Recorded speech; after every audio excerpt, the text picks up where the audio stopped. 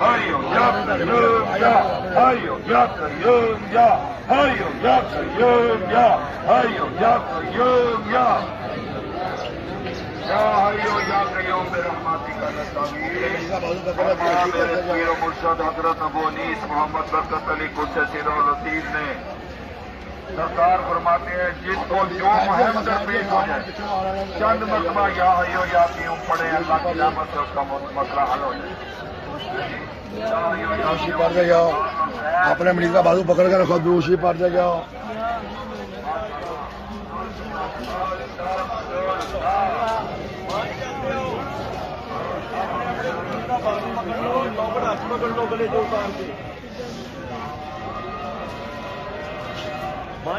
चलते हो